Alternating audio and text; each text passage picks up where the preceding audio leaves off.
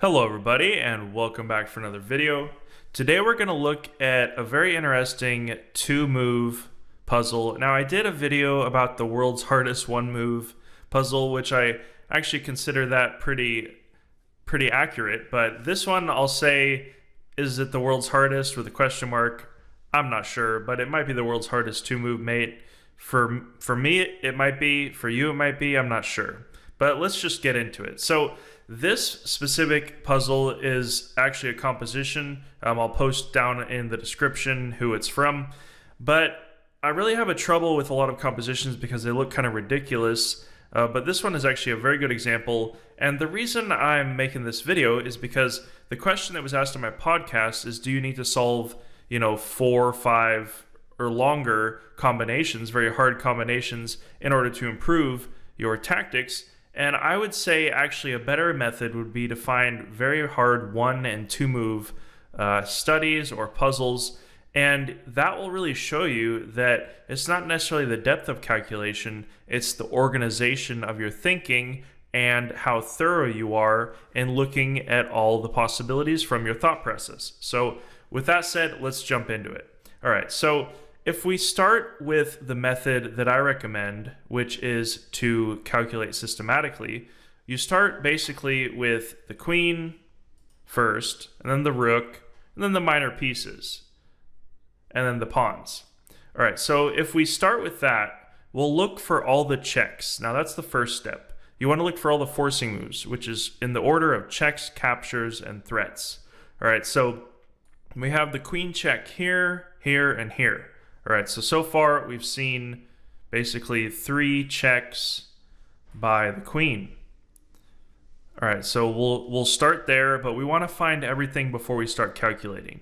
So then we'll look at the rook. There's basically 2 checks, rook here and rook here. So we see those checks. Now notice that we're not really following pattern recognition like you do in Blitz, but this is how you really improve your accuracy of calculation. You just simply look for all of the moves.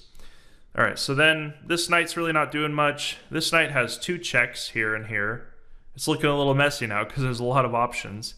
And then we have a check here by the bishop and a check here. All right, so we know it's a 2-move mate, so that does help our task a little bit. But we're not really going to waste time like looking for captures like here. That doesn't really have anything to do with it. All right, so let's go back and just look at the queen checks first. So if we look at the capture, for example, queen takes, does it lead to a mate? Now the rook can take after we take here, then it doesn't really lead to anything concrete. So if the rook takes, you also want to visualize other checks. So if we look at other checks, we'll see basically there's a check here, but the king escapes. There's also a check here, and there's probably a mate after here, but that doesn't appear to be mate in 2. All right, so let's just keep looking. A little about check here. Basically, there's only one move, rook, and let's see. There's really no check here. There's checks here, but after the rook takes, it doesn't result in mate. All right, so what about here, queen here? It looks kind of ridiculous, but this is where you really want to look at all the possibilities, which is hard to do. But, pattern recognition plays a role, but when it comes to very complicated calculations, you need to kind of have a very open mind, I would say. All right, so queen to d5 check. Now let's look at all the possibilities here. If there's rook takes, then actually we have the knight check here. If there's a lot of captures here. If the pawn takes, then we get bishop to b6, which actually is a checkmate because the knight's covering these squares, and the rook is covering the bishop and these squares too. So that works. What about knight here? Well, we have rook check. And the last move here we actually have checkmate with knight to e6. So that would be a solution, because it's actually a mate in 2. Alright, so just for the purposes of accuracy though, let's look at other moves.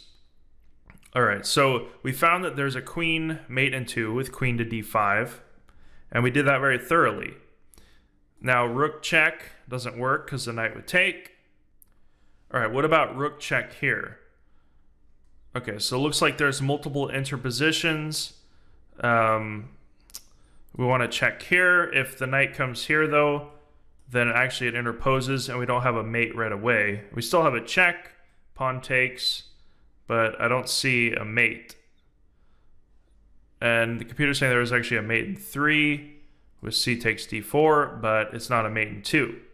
So we're finding multiple checkmates, and you want to look at all the lines in these kind of studies, even if it's longer than 2, so that you can, what you want to do is write it down on a piece of paper, and then actually check to see the accuracy of what you were saying versus the solution, and computer check it. And that'll really help you see what's going on in your mind and the clarity of your thought process. All right, so you can see that I was looking at this line. I haven't looked at this before, so I'm trying to calculate it in my head as we go.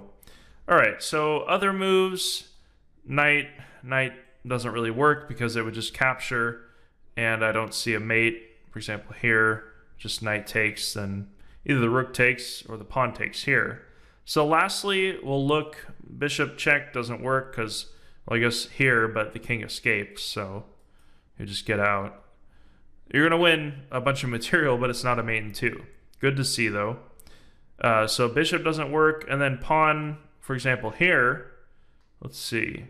If the rook takes, all right, so the computer's saying a mate in 2. I didn't see one, a mate in 1 is what I was looking for, but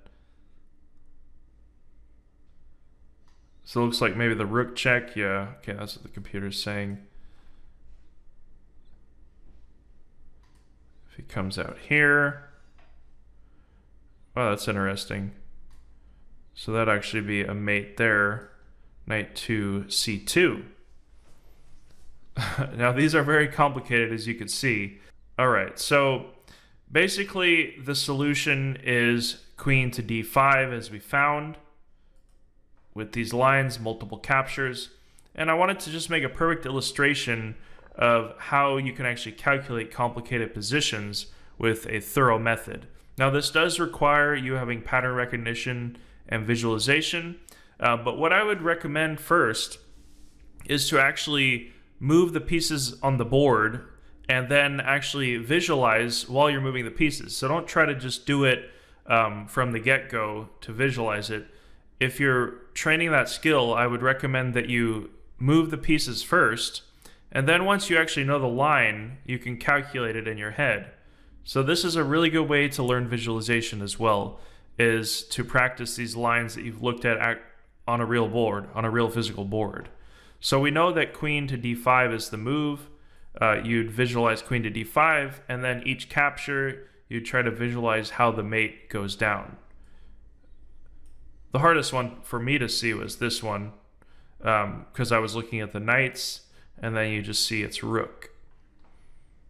So notice these little details when you're analyzing, and you'll actually notice which positions are hard for you to visualize. Maybe it's a lateral rook move, horizontal rook move, vertical rook move, whatever you want to say, or maybe it's knight forks, or maybe it's long-range bishop captures.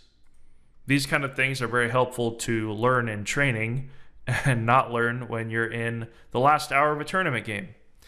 All right, so hopefully this video is helpful. I'm in the process of working on a kind of mini course that I'm going to post here. I'm not sure when, regarding understanding and analysis. So it'll be like just to review really how to apply the thought process and then give specific positions on forming a plan, or at least trying to come to the right evaluation. So look out for that in the coming weeks, hopefully sooner, and I'll see you in the next video. Thanks for watching. Bye. I encourage you to subscribe and hit the bell so you receive all the notifications when I release a new video. If you want to support the channel, you can do so through PayPal, cryptocurrency, or you could check out the Chess Diagnostic apparel shop where I have all kinds of designs that I made myself for t-shirts, hoodies, and I'll add new designs weekly. Thanks for watching, and I'll see you in the future. Everywhere that you want to.